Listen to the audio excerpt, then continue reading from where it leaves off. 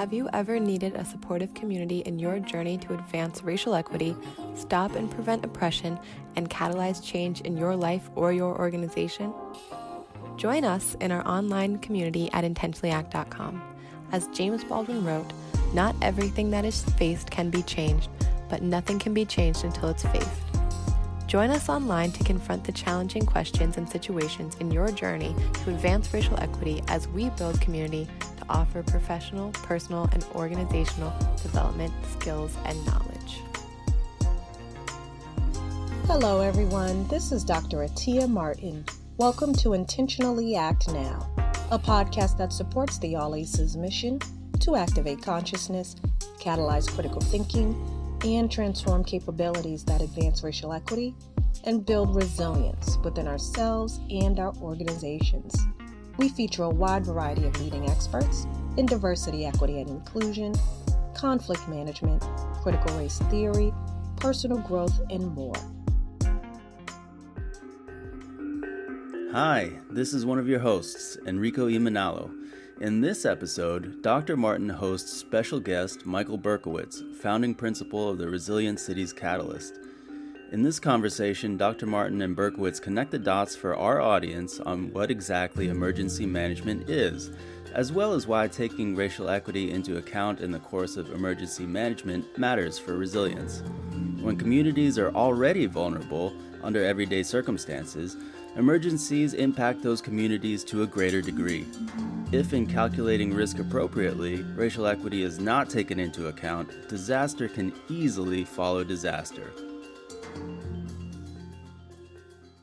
This is Dr. Atyia Martin, CEO and founder of All Aces, Inc., and welcome to All Aces on Air. I am very excited to be with you today because I am joined by an amazing human being, a brilliant thought leader, and overall, the reason you're here today with us, someone who has deep knowledge of emergency management, both from a theory perspective, but also from a practical perspective, which is always amazing.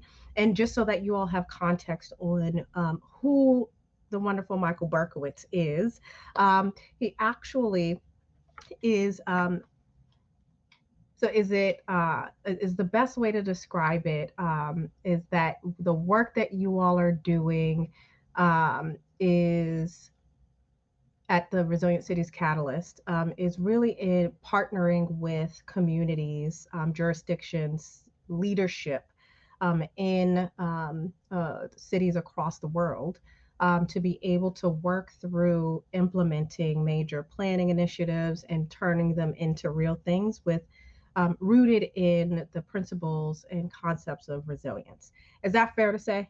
I think it's fair. That's fair. Yeah. And most recently, you did some amazing work in New York City in supporting their emergency management efforts. In the past, for folks who don't know, Mr. Berkowitz was actually the deputy commissioner of emergency management for the city of New York. So that's a big job, right? And so one of the places I wanted to start as we talk about what it means to do emergency management work, because we have folks here who understand it at a very high level, but who would benefit from understanding a bit more about when we say emergency management, what are we talking about? Well, thanks for having me, Dr. Martin. And I just want to point out, you did not mention the way we know each other is you were Chief Resilience Officer, and I was at the 100 Resilient Cities Initiative. And so that's how we didn't even have emergency management in our background, right? We met later doing resilience, but it's great to see you. I appreciate you. Thank you so much for having me on. When we talk about emergency management, traditionally we talk about it in 4 phases, right? Mm-hmm. Planning, response, recovery, and mitigation. So the whole cycle of how entities and whether it's private sector or public sector think about managing through crises. And often emergency management is a very integrated discipline, we think of ourselves as the interagency coordinators, whether that's in the planning phase, pulling everyone around the table, thinking about what the planning elements are, or in the response or recovery, as we're starting to see a lot of emergency management agencies now get pulled in and start to lead the charge on COVID recovery, even though we're still in the middle of this incident. And then, of course, how to mitigate for hazards going forward. So that's what we talk about. It's actually, it manifests itself very differently in different parts of the country. When I started in the mid-90s, emergency management was much more of a recovery thing. It was the conduit to the FEMA funding post-disaster. Police and fire and the emergency response agencies really drove the response to events. I think that's shifted over the last 20, 25 years or so. And we can talk about that, but when we talk about emergency management, that's really what we're talking about. Thank you for indulging me in the audience, right? So, because then that brings us to this next piece. So the other half of other two pieces of this conversation is about the intersection of equity, especially racial equity, with emergency management, and how resilience fits into that picture, right? Yeah. And so for now, let's just say, so we've talked about emergency management. And one thing I'll add to when we talk about emergency management is it's an area that most people, even folks in leadership of municipalities, whether it's a mayor or whoever the chief executive is for the jurisdiction, oftentimes don't really understand, and which leaves a lot of space for missteps, right? Because if leadership doesn't understand what you're supposed to be doing or how it's supposed to work, if the community doesn't understand what it is you're supposed to be doing and how it's supposed to work, then there just leaves a lot of space for a lack of accountability to what needs to really happen in the field, which gets to this racial equity piece, right? And so talk to us a little bit about kind of where you see the intersection of emergency management and racial equity. Yeah, I mean, I think, and I hope we get into this more. I would say, in some ways, emergency management really started as a discipline. Actually, let's go back a little bit. Emergency management was the old civil defense discipline, with the duck and cover, preparing us for nuclear war. It was the triangles with the fallout shelters and all of that, right? Yeah. And it started to come into its own around Hurricane Andrew in the mid-1980s. And the famous Kate Hale, who was the emergency manager of Miami-Dade County, saying, "Where the hell is the cavalry?" And FEMA sort of falling down on the job there, right? So, and it's each new big incident, whether that's Mississippi River flooding or the Oklahoma City terrorist attacks or the 9/11 attacks or Hurricane Sandy or Floyd, all of those have driven the emergency management discipline further. And I will say that from its roots, it's been very rooted in like super physical structural things. We talk about very technical things, flood elevation risk maps and structural assessments in certain earthquake scenarios and we have not until very recently really acknowledged that there's a whole different kind of risk type around community vulnerability. And I think that's where to me that's where the intersection is. And it's not fruity Northeast liberal academic guy sitting in Brooklyn risk. It's real risk. And we should acknowledge it as real risk and really and dig in there. And I think one of the things that I think this change was already happening in emergency management agencies around the country and frankly around the world that saw that there were certain communities that were more impacted by the shocks and stresses, as we call them, by the disasters.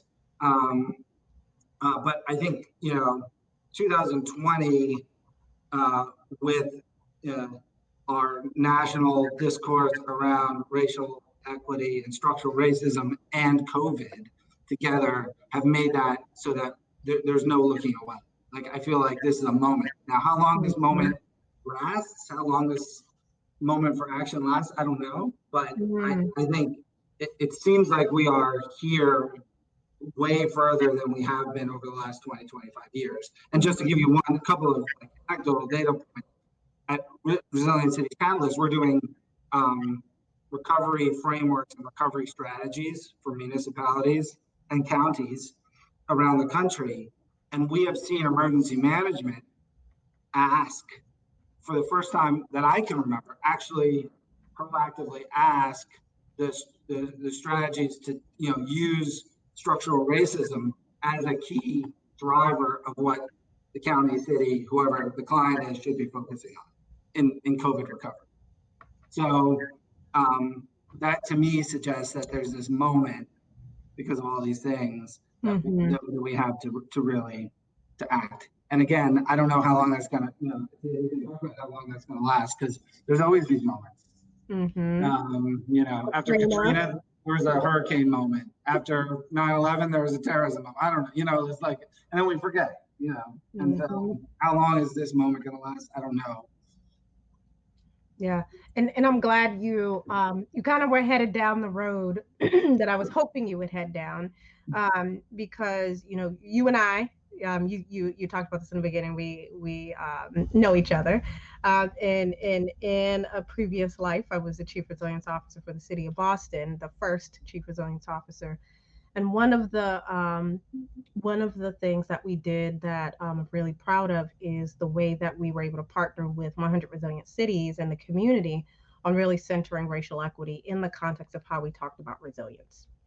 And that's particularly important in this conversation, because when we think about all of the different moving pieces that supports our ability to build and strengthen our resilience in cities, which I do want you to talk a little bit about, their emergency management plays a really big role in the possibilities or the limitations or barriers that get in our way of being able to do that collectively.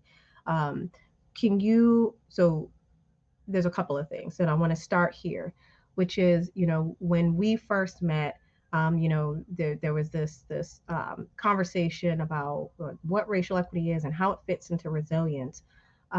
We just talked about how racial equity fits into emergency management. So can you talk a little bit about, to whatever extent you're comfortable, your most recent experiences in working in emergency management and seeing all of these dots begin to connect in real life, in real time, as you were trying to support the community? And I won't say which community, because I don't want to divulge too much. No, I think it's okay to talk about it at a high level, which is to say, I went back in March of this year. I went back to help the New York City Office of Emergency Management help the city of New York manage through the most acute phase of the crisis. And I got to work directly for the woman who was deputized by the mayor as the food czar. She was responsible for all food operations, from distribution and the big supply and distribution to restaurants, and ultimately to emergency feeding.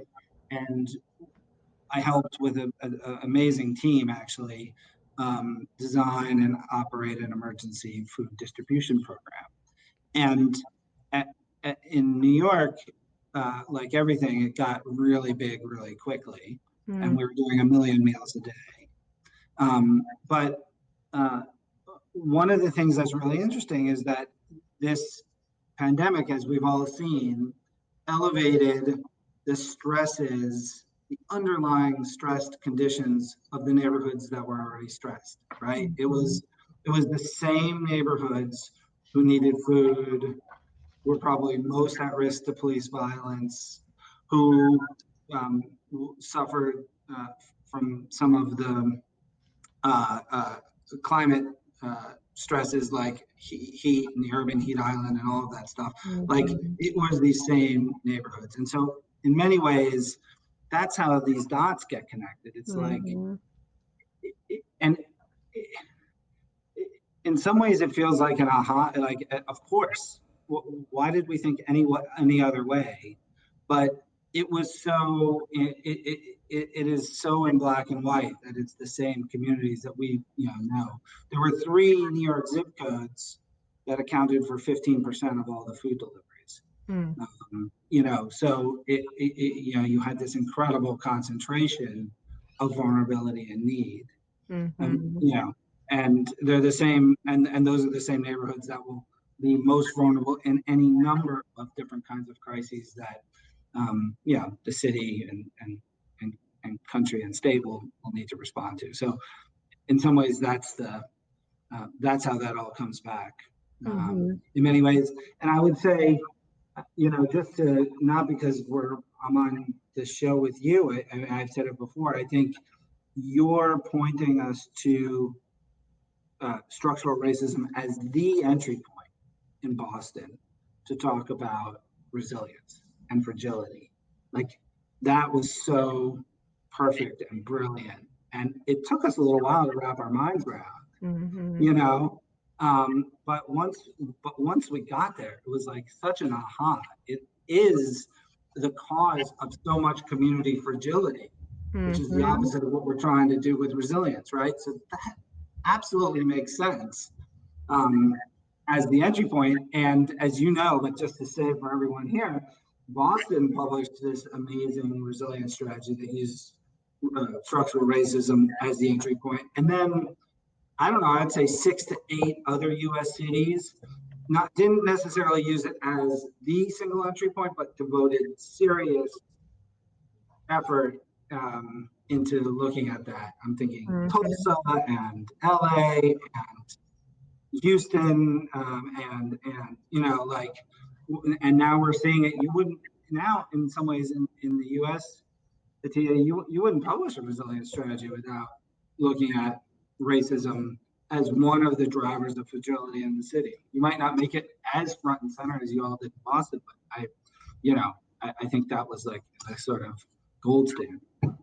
Thank you so much. That means a lot to me. As I think about this, so 2 things. As I think about your experience in New York City and in how you just talked about it, it makes me think of, when 100 Resilient Cities came up with this resilience definition, right? There's this whole piece around chronic stresses as being, one of the things, one part of this, 2-part ways we needed to look at the world and connect the dots between in order to be able to develop the types of knowledge, skills, tools, policies, and all of the things that we need to support individuals, communities, systems, entire cities to thrive in spite of the realities of those things.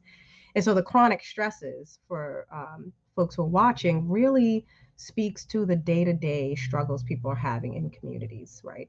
And there's an opportunity, I think, in emergency management to do a better job of connecting those same dots, right? Because to your point earlier, there's, we talk about all of the technical stuff, the sexy toys. I mean, let me reframe that, y'all. The toys that we think of as being sexy in the field of emergency management, that, that we fixate on these things that are exciting, right? They're interesting. It's the shiny things. But the reality is we do this for people and we do this for communities. And when we don't have context on the realities of communities, I don't care what kind of plan we come up with in a closed door room with just city folks, and in many cases only some city folks, right? We're not going to have the kind of context we need to actually put together an emergency management operations plan for a city, right? That are actually going to be helpful, right? This is an incredible challenge we have in the field, in being able to make it real, right? We often, our relationship with the community as emergency managers at city levels tends to be, we're going to come out and tell you all the stuff you need to do as community members to, be prepared, because, you need to be on your own for 72, 96 hours, blah, blah, blah. And it's a huge disconnect between reality and what guidance came from FEMA, or that the general assumptions we make, and we think that it applies to everyone, when the reality is we have to start with priority populations, right? We have to start with the most complex situations. And what I mean by that for the audience is it goes back to some old language that HHS, the U.S. Department of Health and Human Services, used back in the 90s, where they said, when we do our research, we're going to make sure that we include certain groups of people, because we know that there are differences and nuances to how different medications and different initiatives impact people. And so priority populations isn't saying that some groups are more important than others. It's saying that there's a reality and there's complexity, and that if we start with complexity, it's more likely that what we put together will meet the needs of the broad range of needs that we have in communities. And I say all of that to say, as I think about the work that you did with 100 Resilient Cities, and really forcing all of us as cities, even Boston, even though we were like racial equity, we want to center it.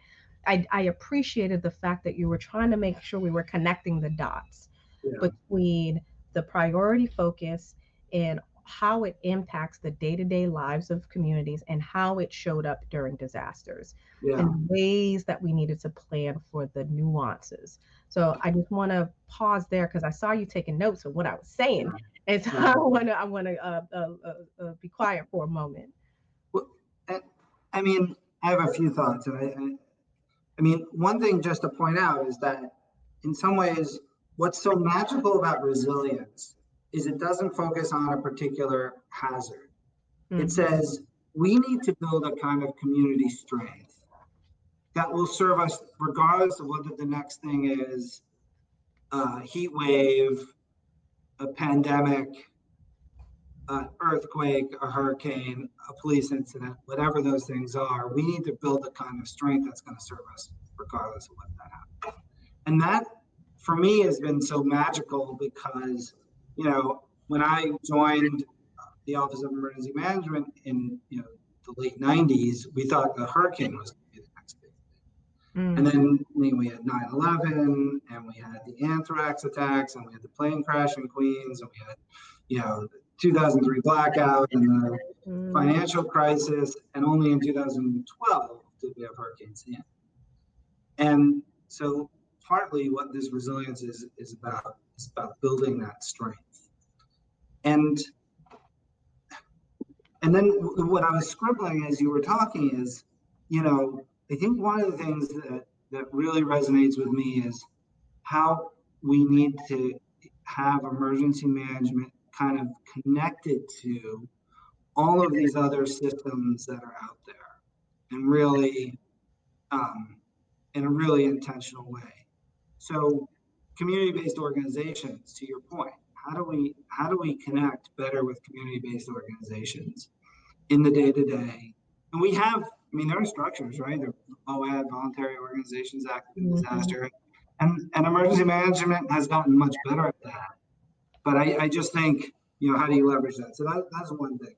Mm-hmm. Another thing that we've been thinking a lot about is, and it felt like this was an issue in COVID, was connecting social service agencies with operations capacities.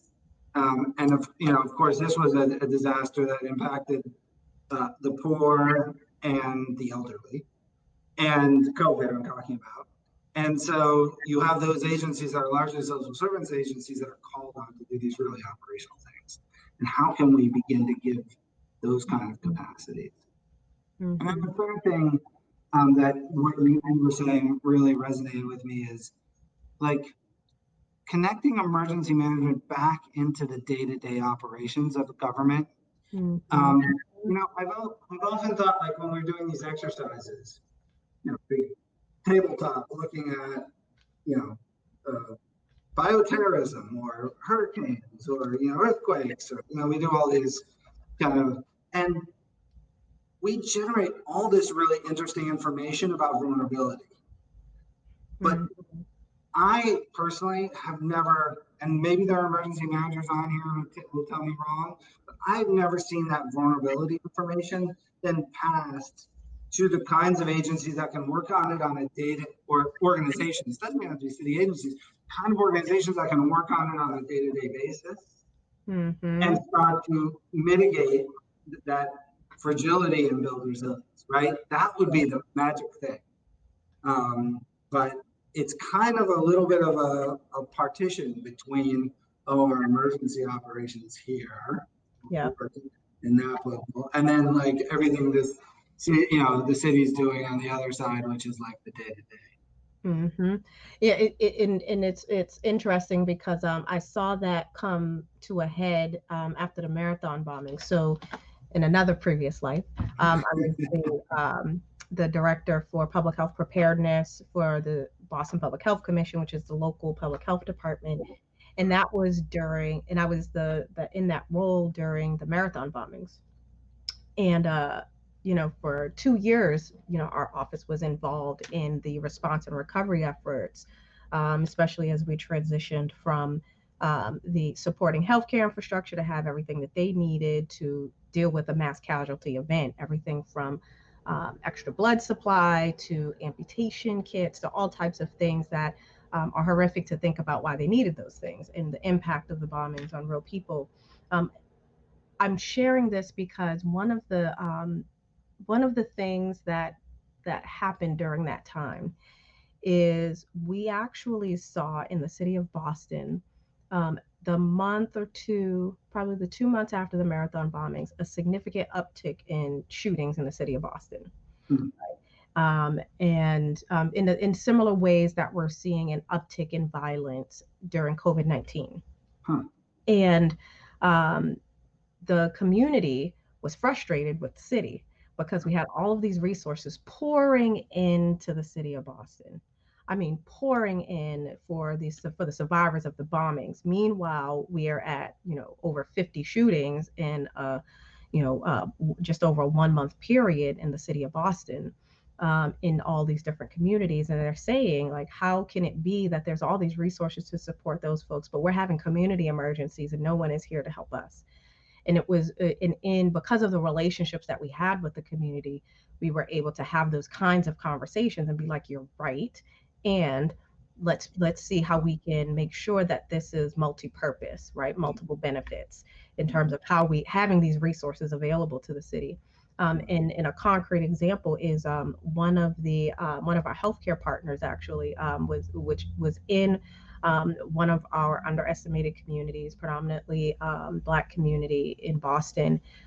They were a dialysis center, and there was a shooting outside of the dialysis center, and they didn't know what to do, right? So it's not like you can just move the patients out from harm's way. They're all hooked up to machines. And so they reached out to us, and number one, they needed trauma support because we had all of these trauma resources, but they also needed, help on planning for when emergencies happen outside of their facilities and that impact them. Like, what are alternative things that they can be doing as staff to support their patients and to support each other? So we were able to help connect them with resources, but really it was this aha moment. This is when I really, really, really understood the connections. And when we're talking about the same places in the city that needed the food during COVID-19, or the same communities that need, fill in the blank. The maps are all the same, right? Whatever inequity you want to look at, the maps are the same. And it speaks to this whole piece around the people and communities that are marginalized, underestimated, that are struggling the most in day-to-day life are the ones who are disproportionately bearing the burden. And when we think about, well, how does emergency management better plug into the day-to-day, right? It's how do we, use those moments to be better, right? And I'm not saying we did everything perfectly, but that was one of those moments where it was like, of course we can apply these resources to support, what's happening in the community. And I think there is some relationship, this is Atyia's opinion. I think there is some relationship between the increase in violence and the fact that there was a terrorist attack in Boston, or the increase in violence and the fact that we're in a pandemic. I haven't done the research on that, although I am a nerd and an academic. I have not delved or seen anything that really talks about those pieces as much at that level.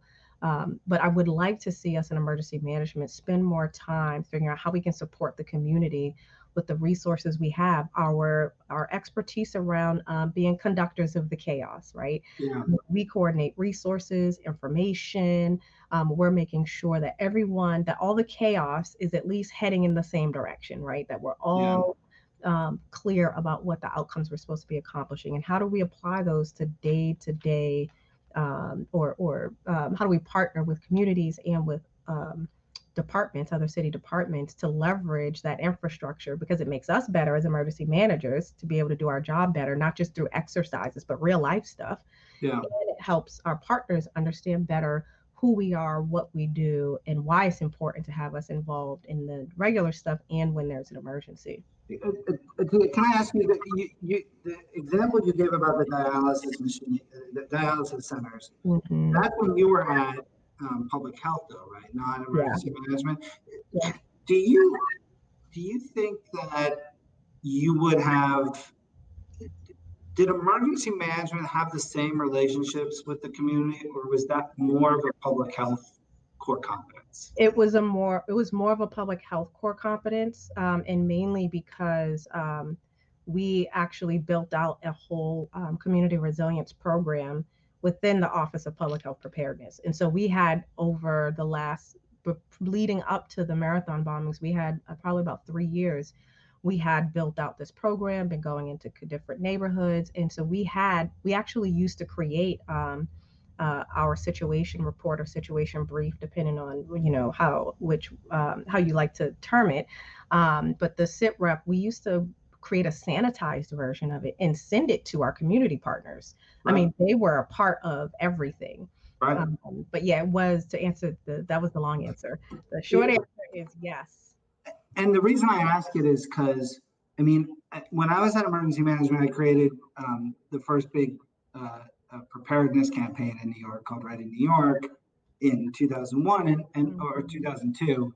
And I went to New York Department of Health to really learn about risk communication and preparedness communication, how to do that. Health had a much more mature view on it. And there was an amazing woman there named Sandy Mullen, who was like a mentor to help think through all of those things. And I wonder, as if we have progressive emergency management agencies around the country who want to do better around integrating with community-based organizations and understanding what is going on in the community, and really treating, this sort of system in our most vulnerable areas, really trying to do risk mitigation in those areas. Like, health has a lot to teach us there. Yeah. They have a much more holistic perspective on that, and could actually help us go further as emergency managers, I think. I second that. And without giving away too much, we contracted on all ACEs, was doing work with the New York City Department of Public Health, specifically with their Office of Emergency Preparedness and Response, OPER. And it was really amazing. They had a whole part of their organization that was just about community partnerships. Yeah. And that was a tool that was leveraged during regular times when there was no emergency and when there were emergencies. And I think there's definitely something to learn. And I want to caution us in public health that we are not perfect, and that there are times when we can sometimes rest on our laurels as being the ones in government who are kind of kind of sounding the alarms when inequities are playing out, and kind of pointing to the problems. And there's also a responsibility for us to make sure that we're not getting too comfortable in being in that role. And an example of that, I'll give a high level example, is, the idea of being the best at something, right? And it's like, well, being the best out of city government when city government just struggles like horribly with partnering with communities, right, is not a place to rest our laurels. However, public health has a much better track record than any other, most departments, in having those kind of relationships on the ground. And so I want to shout out to all of our public health folks who are doing that hard work, of building those relationships, and make sure that we're holding ourselves accountable and not getting too comfortable with the fact that we are better than lots of other folks, and we can always be better. And I will say, I think, particularly in large city governments that get sort of siloed, those community relationships can be held at public health, but not serve the larger city government and those partners as well. And so, like, I gotta think, in my fantasy world, if I'm gonna go be the deputy mayor somewhere to, when you're the Are you dropping hints, Michael? when you're the mayor of Boston, Atyia, then and I'm your deputy mayor, I want to be your mayor of community engagement, because that's the kind of thing, like, health needs its engagement, but so do so does economic development and senior, the senior citizens agency, and especially as we go into what's likely to be some really difficult, years, we are going to need to leverage the community-based organizations, the nonprofits, private sector, and government resources in a more efficient, complementary way, as opposed to the good old days when we were rich and we could throw money at different problems, and be okay with it. Yeah. And so, like, I think you could get away with, like, making this someone really senior's full-time job to make sure that we are engaged, with the community-based organization, and that pays dividends in anything. You have another police incident, you know who's going to sort that out? Your community-based organization. If you have a big hurricane, it's going to be your community-based organizations. If you have an earthquake or whatever, it's going to be your community-based organization. So, to me, that feels like a tiny amount of money to invest for massive dividends. But you're going to have to. The reason why probably mayors don't do this is because it's hard work, and you got to stand up there and get shouted at by people who are pissed off about this thing or that thing, rightfully so. And you might just have to take a little of it. But when you get into difficult situations, those are going to be the most important relationships you have. Yeah. And so I just think that would be, this is a little bit of the resilience gospel we're preaching here, but I do think that that would be really important. Yeah, and you hit on something that is hypercritical, right? That so in resilience, right? The nerds break it up into domains, and one of the domains is governance, right? And governance, oftentimes people translate into government, and sometimes they think about the private sector or kind of like critical infrastructure. Right. And the reality is that governance is really about how we make decisions before, during, and after emergencies. And when we don't have the community at the table, we're unintentionally contributing to systems of oppression, right? Because if my voice and my choice is not a part of decision making, then you're basically saying, I'm doing these things to you, for you.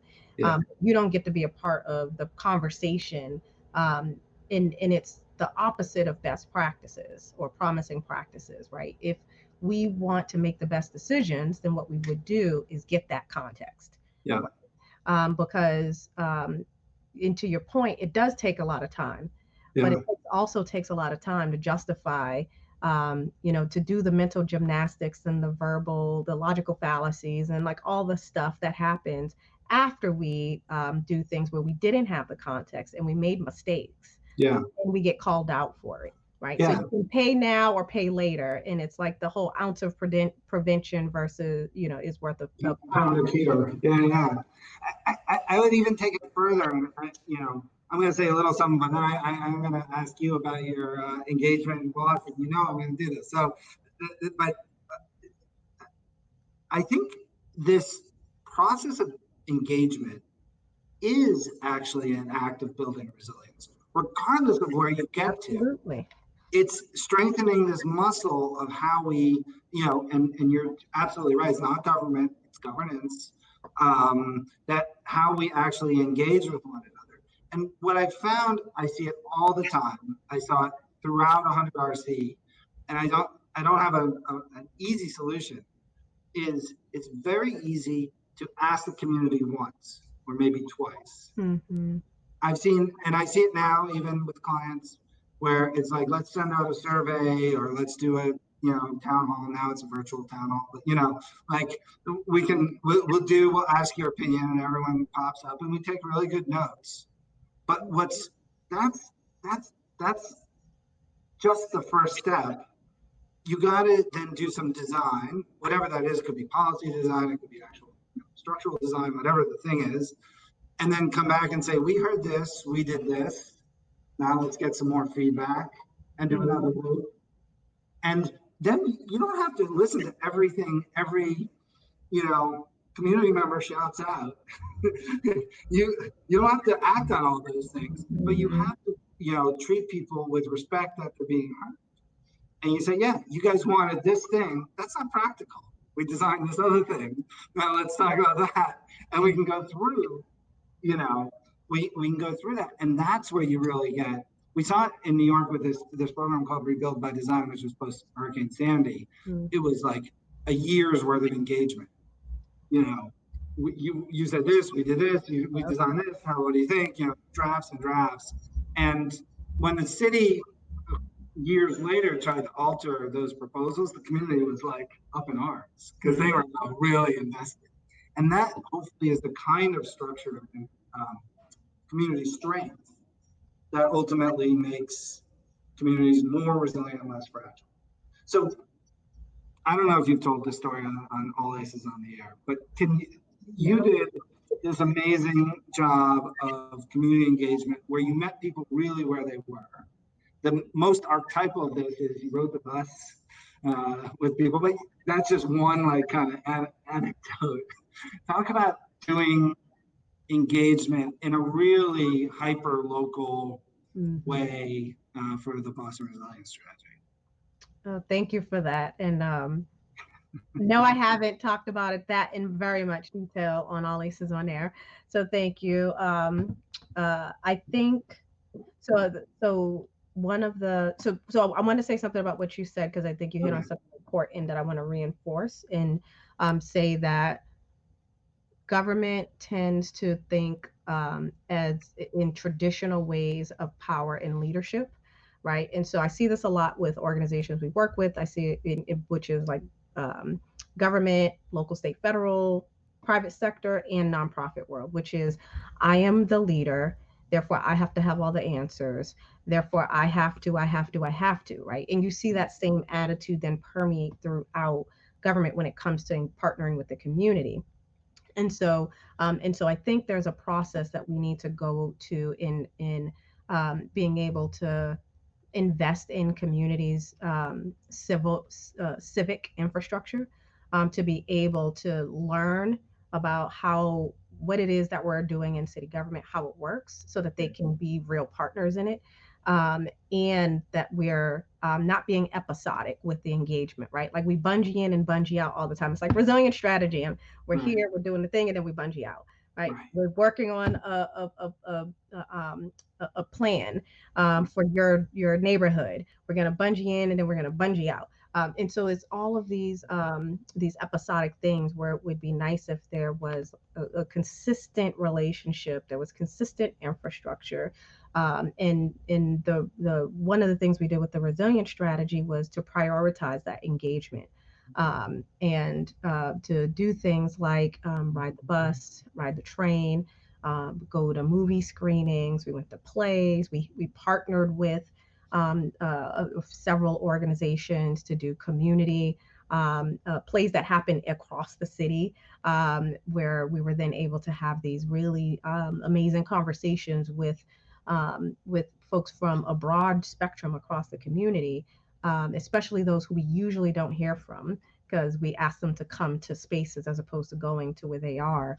And I think when we talk about hearing people, um, that that's one part of that engagement spectrum, right? And then there's another piece that's about partnering. Let's fully understand the problem that we're trying to solve for, the trade-offs, so that when you're telling us as government, this is what we want, that it's informed and it's not something, to your point, where it's like, well, that's not realistic, right? Where it's like, but if we are in a deep partnership with one another, then we can have that conversation and do the push and pull of building the kind of um, relationship that I can give meaningful feedback, and it actually is informed enough where I'm not having to struggle, right, with understanding, or with the recommendations that you present as a community member, right? Yeah. Because I spent the time educating you about the challenges and the realities. And so now we can be in this conversation and I can get the full context of your expertise as a community member. And you have the full context of my content or technical expertise, right? Yeah.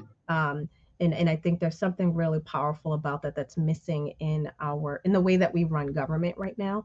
It feels very adversarial. It unnecessarily so, right? Yeah.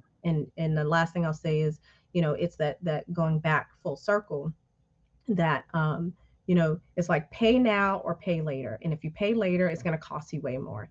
You might as well invest the time up front to do this engagement and build these relationships long term, so that you don't waste time having to justify all of these missteps that were made because we didn't get the good information and didn't involve the people who were most affected, which is one of the key ways that oppression just keeps perpetuating itself, both systemically, but also in terms of how we engage with each other at the interpersonal level.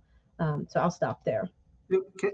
Just to follow up, who do you think does that kind of, like, what the problem you just described feels like one of the essential problems that we need to solve for this year and next year and the year after. Like this is one of the big problems. Mm-hmm. Who do you think does it the best, either in the U.S. or globally? Well, I can speak anecdotally, right? But I don't know. Right. So I think the I'm trying to think, it was the Netherlands. Yeah. Did some really interesting community driven approaches where they spend a lot of time investing in relationships, and for the folks who don't know, it's Rotterdam, I'm thinking of in particular, has a very diverse community, and it's over 50% immigrants from all around the world. And so their efforts were super intentional about partnering over a long period of time to make sure that they got all the input, that folks understood what they were trying to accomplish. And the type of climate mitigation efforts that they have implemented are phenomenal, and widely celebrated, not just by themselves, patting themselves on the back, but also by the community. So that's I think really powerful, and is a testament to what happens when you invest that time up front. Yeah. It's funny, that was also in my mind there. Just to add a little more detail, it's they have like sort of district captains or something. I forget exactly what they call them. They're people who are on the hook for really working with the community and being that liaison. And we Mhm. have some of that structure too in the US, in New York we have community boards and you have in other places, but somehow this felt more real. The other place I point to is Porto Alegre in Brazil, which was also one of Mm. the Brazilian cities, which pioneered participatory budgeting, where citizens can really decide on how money is spent really directly. Now, that led to a whole bunch of interesting engagement. Of course, the Brazilians will say that then the conversations only became about budget items and not about other things like policy things or Mm.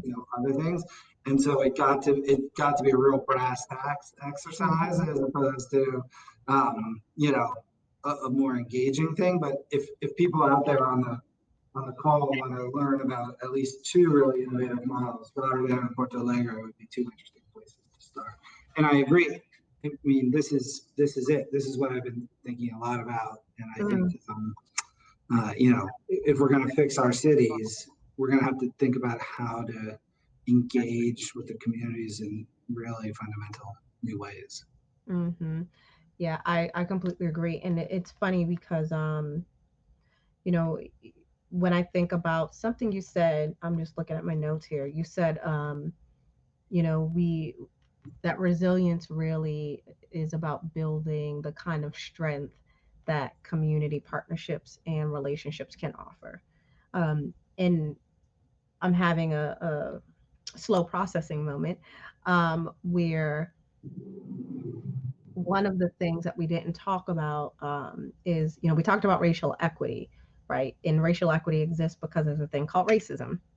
And so when I think about the barriers to resilience in communities and us building the type of community strength that allows us to have these kinds of relationships and partnerships, I see racism as one of those big barriers in forms of oppression, right? Where, if I can't see you as someone with agency and power in having things to contribute to decision making, right? Then I'm going to keep doing what I've been doing. Yeah. If I don't see your community as the complexity and nuance of the historical context of why communities look the way they do, then I can just say they just don't want it enough, right? They don't work hard enough, and their values are the thing that gets in their ways. And as opposed to the more complex story that we made conscious decisions as a society that led to these poor outcomes in different communities. And then we never quite addressed the root causes of why we made those decisions. And we built systems on top of it that just continue and without any change or pivot, in a shift in how we're approaching things. Just by virtue of doing what we've been doing, we will see the same pattern of racial inequities and all the other inequities. And then the last thing I'll say is, I'm with you on this whole piece around how do we shift the dynamics of the community relationship with government. And it's one of the things that I think I spent my career at the local level of government really working towards, which is, you know, owning the fact that government has misstepped, right? Like the distrust that exists in communities is not mistrust, right? Like there's evidence for why they should not trust us, right? Yeah. And so being able to own that there's a historical context, that I am a part of something that has done harm to people, and that I am here to earn the trust and respect to be able to be in a real relationship. And what are the ways that we can help leaders build the kind of skills that it takes to be able to show up in that way, as opposed to here's what I'm going to do to you and for you. Right? Yeah. It's just a different way we need to approach it. Yeah. And I have two thoughts based on what you said. One is we would be remiss to end this call and not talk also about, or at least mention, because we don't really have time to talk about it, but not talk about the ways in which every disaster exacerbates the inequality. And COVID is going to be the worst of all of the disasters, Mm-hmm. every disaster, the poor get poorer and the rich don't get quite as don't get equally poor, Mm-hmm. right? Or in some cases, the rich get richer, right? So, like, I mean, that is it's not that disasters are sort of neutral events. They're Mm-hmm. actually exacerbated. Yeah, they pull the Um, covers off of what the problems we already had were, and then makes them worse. yeah. It's it in a scary. Thank you for bringing that up, because a scary number I saw recently.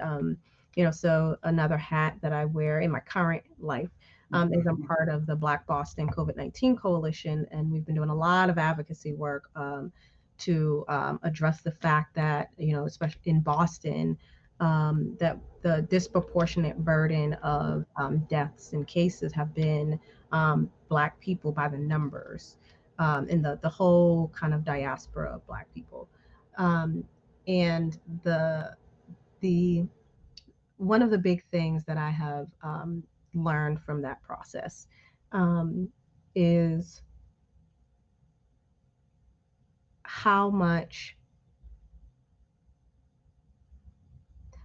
invisible the pain and suffering in communities of color, especially in the Black community, is right now. I mean, people are talking about it, but being close to folks who are suffering and giving out gift cards and figuring out how to connect folks with what little jobs are available, and like all of these different things that need to happen, fighting with leaders of the city and state government, and to try to get resources where they should be by the numbers, not because I mean, it's just all types of problems. But the thing that jumped out at me the most in this most recent report I saw is that Boston was already at, with Black people in Boston, at about 26 or so percent of folks living in poverty. And that they projected earlier this summer, into the summer, late spring, that you should add another 13 to 14% on top of what poverty already existed, on top of that number. Yeah. And what does that mean longer term? And then when you think about all the jobs that were lost, right? In without a workforce development strategy that is completely and totally revamped, like you literally have to throw out you have to throw out the old um, workforce development strategies, because COVID-19 has shifted so much of what the future of the economy and the workforce is going to look like. Yeah. How are we making sure that we're creating the kinds of pipelines into where the future is going to go with jobs, right? To address what I've seen by the numbers is the biggest racial inequity, which is the racial wealth gap. Yeah. And I want to highlight a couple of folks. Can we add the report from Boston into the chat? Yes. Rico or Miles, can you go to Google Boston, Resilient Boston, Yeah. and Boston Resilient Strategy, and it'll bring up the PDF link. Thank you, Sarah, for asking. And I just want to pause and just acknowledge that folks have been chatting with us. And Heather Watkins, who I just want to explicitly say her name because she is a disability advocate in Boston who is super fierce, super amazing, and has been throughout my career in the city, has been a great partner in holding me and the city accountable for making sure that people with disabilities are at the table, and that they are the unique situations are part of the conversation, and helping us to see that all the maps are the same. And in Boston, when you look at the map of where the highest concentrations of people with disabilities are, they are also in communities of color, like the layers are all on top of each other. So shout out to her. And I also want to say thank you, Sarah Cisco, for making the recommendation, and that we are will definitely send the recording. We'll definitely have the recording on intentionallyact.com for folks to access after this, for you to share with your colleagues. So all that said, we are right at 6:30. And so what I want to do is a speed closing, which is, what is it that you would like to leave folks with? We talked about a lot of stuff. Yeah. What is it that you want to leave people with tonight? I have two thoughts very quickly. One is sort of a downer, and the other might be a little more uplifting. The downer is just what you were saying at the end, which is the wealth gap is getting bigger, and we have completely, screwed up how we have reacted to COVID, and especially with underserved communities. That is no question. But the downer part actually is that we're only at the beginning. We're going to get a vaccine soon, but the real damage that you're talking about, Atyia, is still to come. It's the economic fallout over months and years. That's the really heartbreaking part of it. So we can still fix it. I mean, we can still it's not over. It's not like, oh darn, we screwed up COVID. We still got an opportunity to try to begin to fix it. And the second thing, and that sort of piggybacks on this, is that we are going to go into sort of a moment of real opportunity. There will be stimulus and Green New Deal and recovery funding, and IA and PA, and Stafford Act funding. There'll be mitigation funding, all of that stuff. If we deploy that with a racial equity focus, we can really change the way our communities are. And it's not the only thing. This is, it has to be done in concert with lots of other stuff. And, you can be more or less optimistic about that. But we are sitting at a moment of real opportunity. And so shame on us if we don't really take that and try to work towards that. I don't need to say anything else, y'all. Michael Berkowitz is in the building. He is like I said, I'm going to end how I began, which is, he's an amazing human being, brilliant on the theory side of things, conceptually and practically. And all I'm going to say is I am sending lots of love, hope, and action to each and every one of you. And you know how to find us. This is All Aces on Air. We appreciate you and look forward to seeing you next time.